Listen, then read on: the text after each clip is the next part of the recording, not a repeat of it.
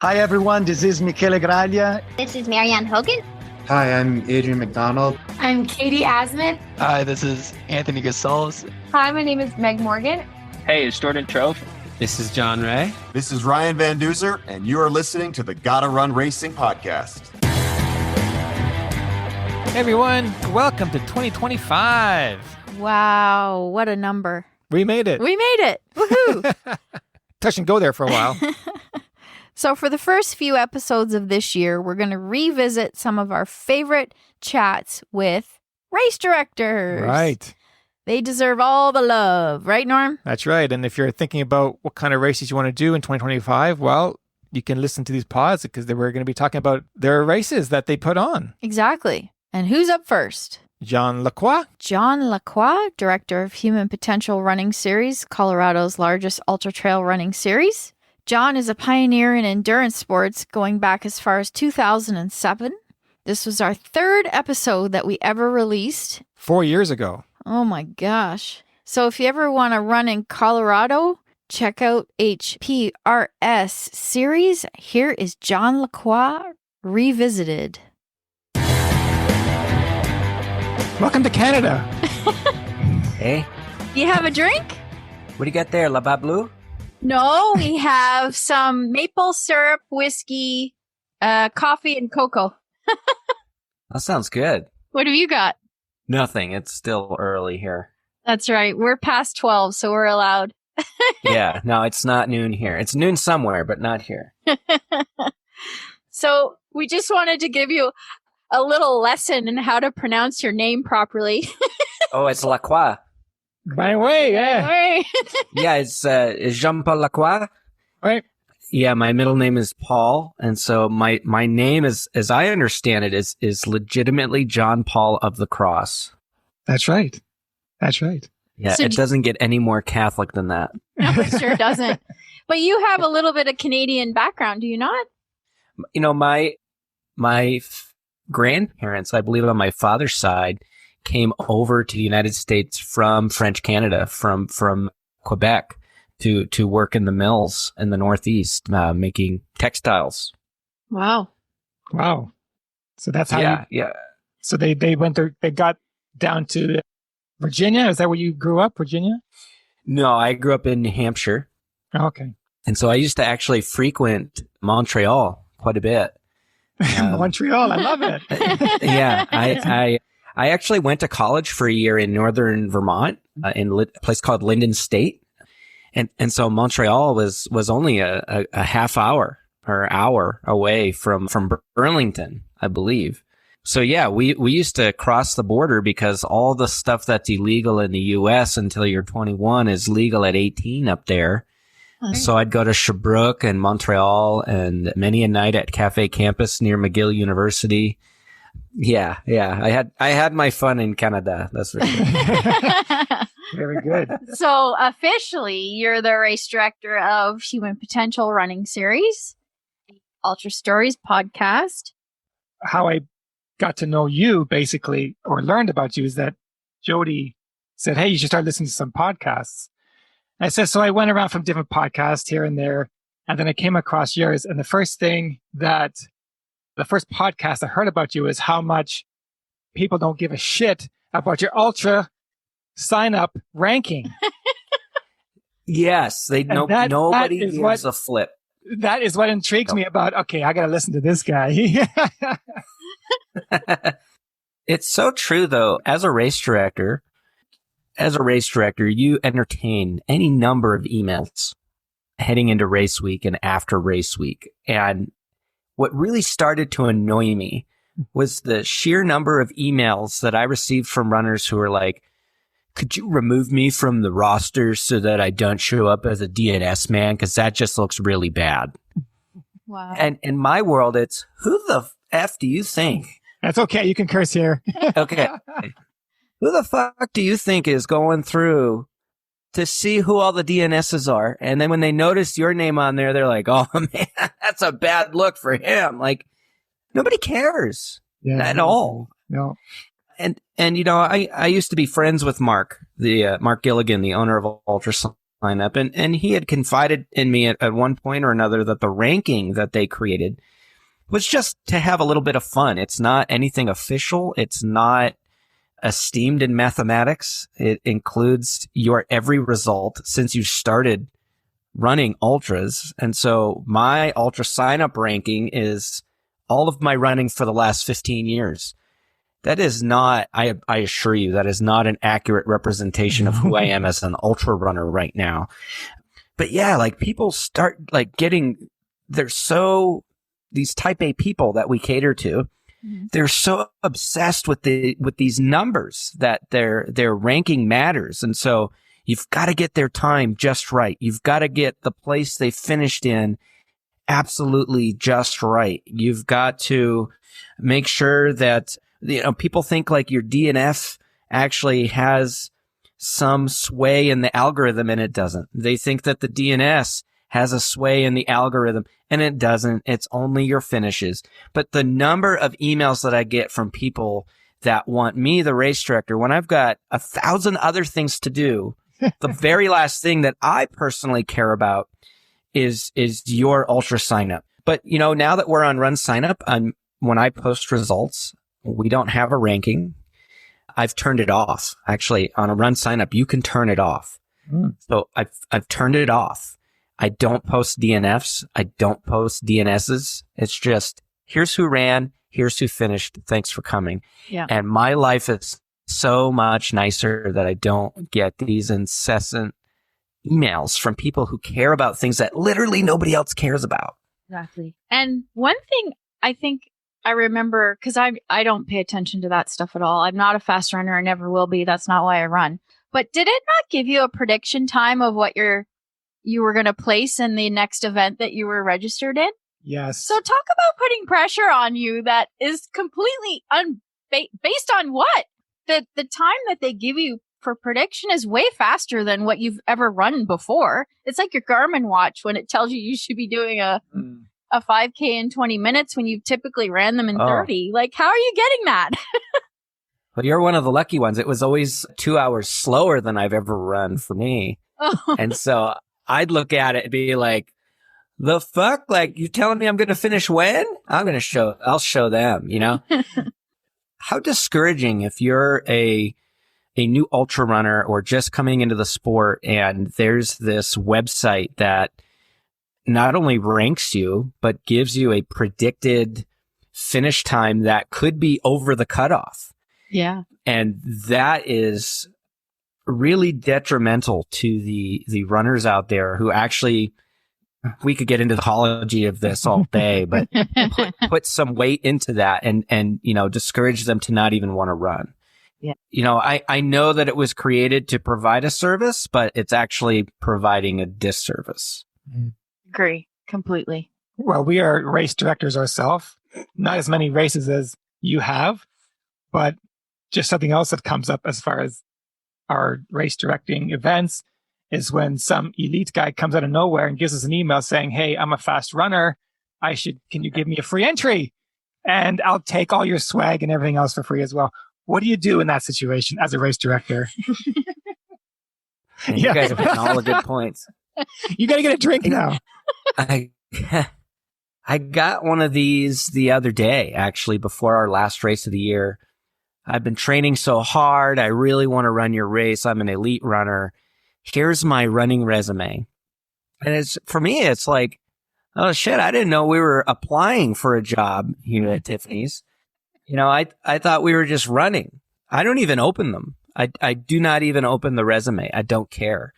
I specifically have on our website a section where you can learn about getting discounted entries and how we do that. And on there it says specifically that we don't cater to the elite.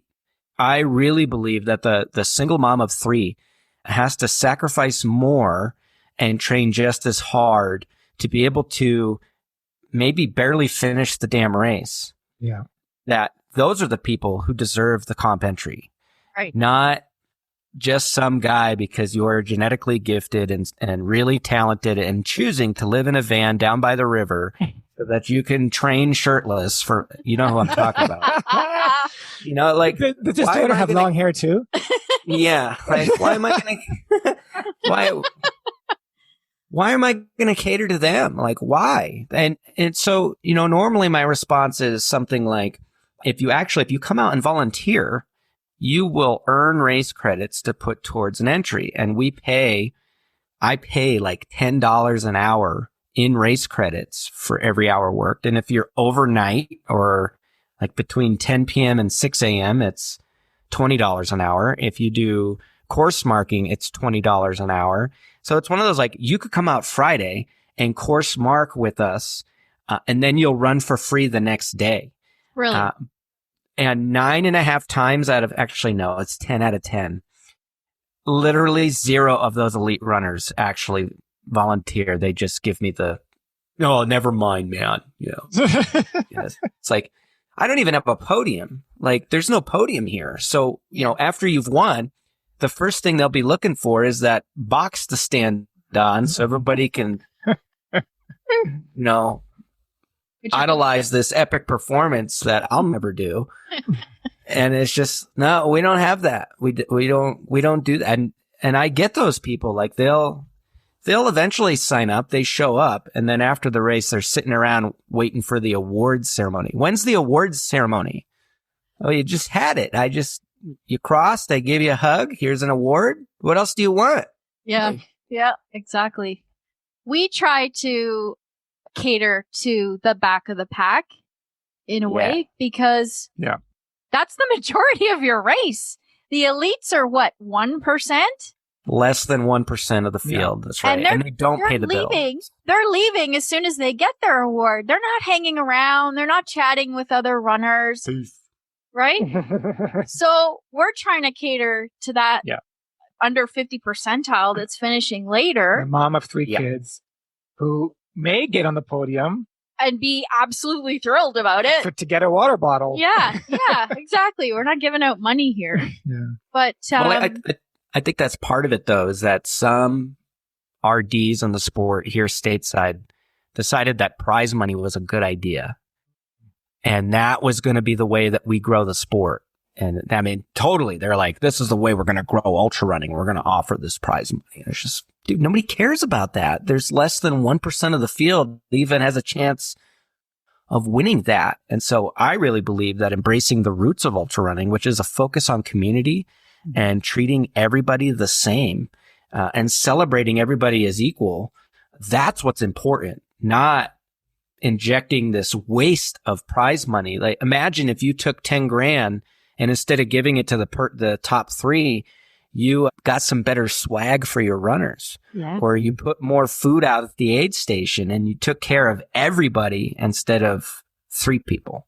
Exactly. Yeah, that's a good point. I don't race in Colorado anymore. I can't stand ultra running here. And that's why I love being a race director here, is because the only races I want to run are mine. I love it. As a race director, you are a business owner. Yes. I'm an old schooler and you're an old schooler. And so we just like things to still be old school. That intrigues us. But at the end of the day, as a business owner, you've got to do what appeals to the masses now. And we're not a part of the masses. And at Human Potential, we used to be the grassroots, low frills ultra series. And I had to wake up one day and listen to that and say, who the hell even knows what like old school is anymore? Nobody knows what old school is. And when you say grassroots, low frills, that just sounds cheap. And the things that people are participating in nowadays, like the Spartan races and Lifetime Fitnesses races and Ragnar's, they're not the events that have an appearance of cheap. They have an appearance of professionalism. And so while I'm looking for the gritty websites, everybody else is looking to feel like these people have their shit together. So like you said, like if you're navigating a race website and you can't get the basic information, and there's a lot of those, I'm shocked by like how I can't even find out how many aid stations there are in this race. Right. That's like info number 1. Yeah. it's such an intricate balance, and the business of race directing has changed so very much, even in a very short amount of time. So I hear both of you, and you're both right. And I imagine that's what makes you a great team. That's true. Yeah. Have you guys checked out our merch via our website, GottaRun Racing? We have some really cool swag, including the mugs that, if you've watched our YouTube video, that we drink with. Cool red mug with a cork bottom. It keeps liquids nice and cold or warm. What else do we have on there, Norm? Well, we have our shirts that I'm wearing. That's right. You can either choose from GottaRunPodcast or GottaRun Racing. You can also find our 20-liter dry bags, which are a steal at $25. Perfect for using at drop-off bag at an aid station. We've got flasks. We also have cooling multifunctional neckwear, which is a fancy word for a cooling buff. Has the GottaRun Racing and podcast logos on it. Not to mention, we have the affiliate links for the 3 companies, for the 3 brands that we are affiliated with, that being Air Relax, Compression Therapy, Caffeine Bullet, and Kinesis Sunscreen. So by following those links, you can access exclusive discounts. So do check that out, GottaRunRacing.com. Before we go on, let's talk a bit about the trail work as well. When you do trail work, as I read that on your website. So let's go about how you doing trail work also gets you points to get into your races, or is that part of the problem? Yeah. You know, it's become a thing in ultra running for 100 milers that you perform 8 hours of volunteer service as a requirement for entry, like Western States does it, Hard Rock, Wasatch, a ton. And I do it for my hundreds. I think it's just the right thing to do. I think that if you're going to spend, 36 hours out on a trail running in circles, you should appreciate the work that goes into making that trail be there, because they don't magically appear. And they don't take care of themselves. So we do host, we became the first major race series in Colorado to adopt our own sections of trails, Forest Service Trail, from the outset. And we work those every year. And if you come and do a trail work day with us, you get a straight up comp entry to a race of your choice. Oh, that's nice. And so if you want to run 200 miles and you don't have the money to pay for it, even though we're way cheaper than the other ones, you can just come do a day of trail work and earn a comp entry for yourself. And that to me is giving back, again, to those who give back. Those are the people I want to reward, not the folks that are, look at me, I'm awesome. Exactly. This thing stays up until the very final runner comes through the finish. Yes. Thank you. That's a good, that is the best thing. Well, we had to tell him about last year. Yeah. So we went to a race. Well, you'll know it. Mozart 100 in Salzburg. Finish line. It was in the main square. Beer tent, music stage, vendors. It was a party. I did a shorter event, so I finished in the middle of the day. It was like Oktoberfest. It was awesome. Norm was doing the 100. Yeah. And he's 2 or 3 hours before the last runner, so I have plenty of time to finish this race. But basically, they were tearing everything down while I was coming through, and I'm thinking, well, wait a minute. Hate that.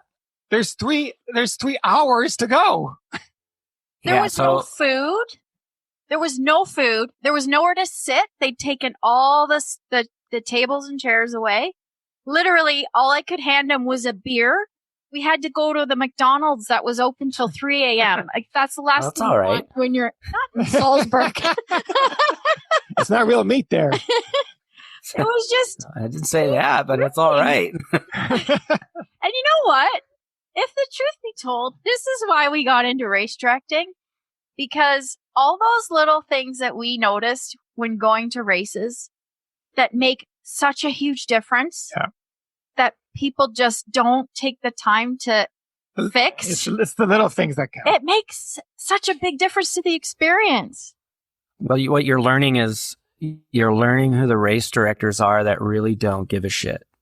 I mean, if you became a race director and you cannot keep your finish line up and the grill on for the last runner, why did you become a race director? Obviously, it was just to make money and go home. Mm-hmm. But if you're really a race director for the right reasons and you're invested in the community and the people who are there and you appreciate every single runner who contributed to the finances of that event to make it happen, you're going to leave it all up and ready and waiting for that last runner. And then you pack it up and go home. I don't know. Like, is this just a work ethic that my parents taught me? Like, you're not done till the job is done. It seems pretty common sense to me, but there's not a lot of common sense out in the world these days. So, no, there isn't. I started noticing that too. And that's why I make it a point to keep it all set up and ready to go for that last runner, even if they're an hour late. And I've learned that the hard way. I got into race directing to compete with Leadville. I hate that corporations were coming into our sport. I hate that Lifetime Fitness bought the Leadville 100. I hate what they've turned it into.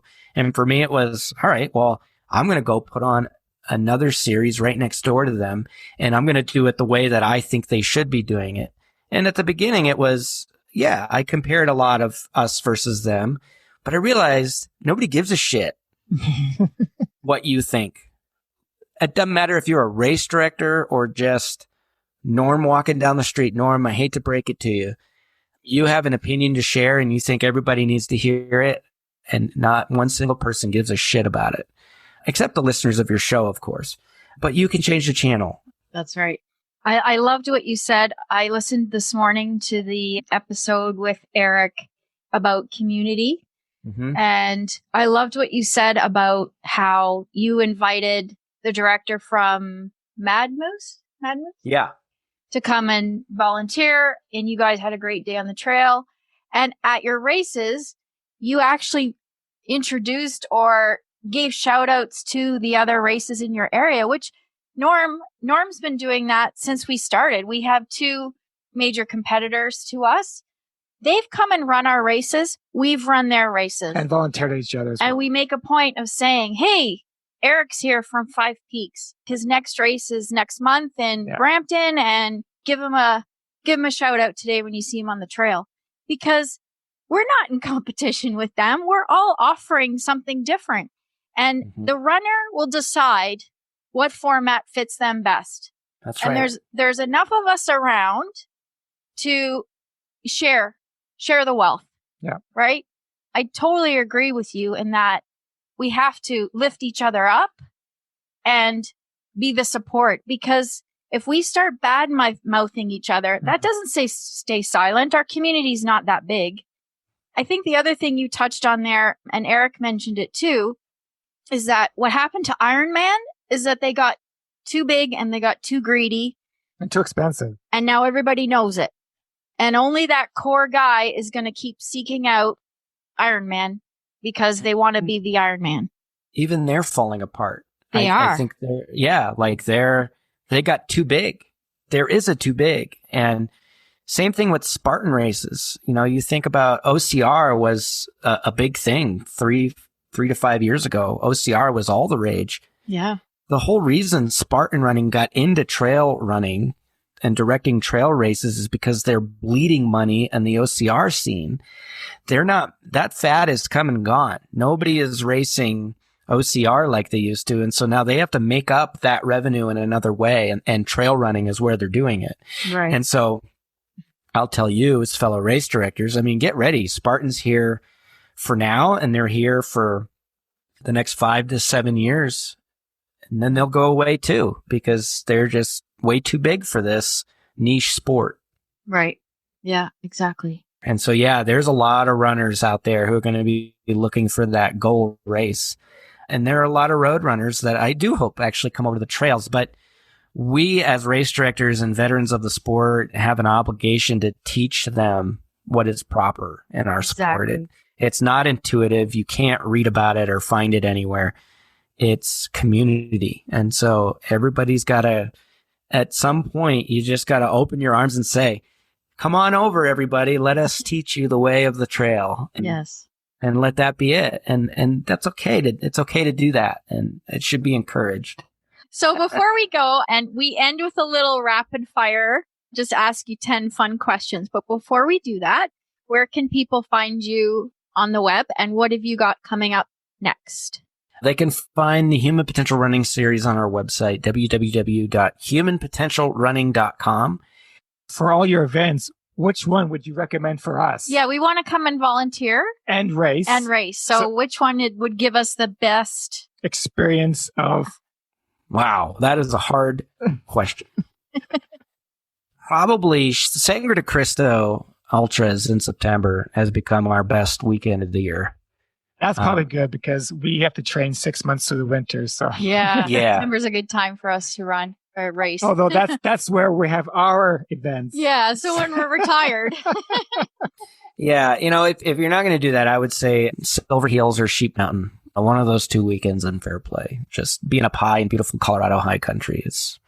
It's really cool. That August race, the wildflowers are out and it just smells like lavender everywhere that you go. So I like to recommend that one too. Sheep Mountain 50 or the 50K. Okay. All right. Just first thing that comes into your mind. You ready? All right. Got it. Yeah. Split shorts. Yes or no? No. Worst. What? I imagine you have nice quads if you're a hiker. Yeah, but that's a little too close to showing something that it doesn't need to be shown. On that note, worst place you've chafed? Oh, definitely my asshole. Have you lost a toenail? 2. I still have them. What? Sorry, can you say that again? You heard that right. 2 of them, and I still have them. I saved them. Oh, in a drink? No, they're toenails. Yeah. They're in a drawer in my they're in a drawer in my office. In Alaska, there's a drink where you drink toenails. Oh, that's disgusting. As a sidebar, I lost both my big toes in a whirlpool after a race, and I put them in the top shelf of our display cabinet in our running store, and no one noticed it for about 3 months. And they were gnarly, black, disgusting. They were sitting on my bib from the race. You should have put a price tag beside them. And finally, someone looked down and went... This is one of the most fucked up things I've ever heard. I know, right? Literally, he looked at it, he backed away. He's like, is that your toenail? I'm like, yep. Sold. Okay, favorite curse word. Fuck. Pick a superpower. What you would want. Damn. Favorite superpower. I want to fly. Fly? Yeah. First thing you do at a finish line when you cross. Breathe. If you could travel back in time, what period would you go to? Oh, the 1800s after the Civil War. So when they started pushing west. Nice.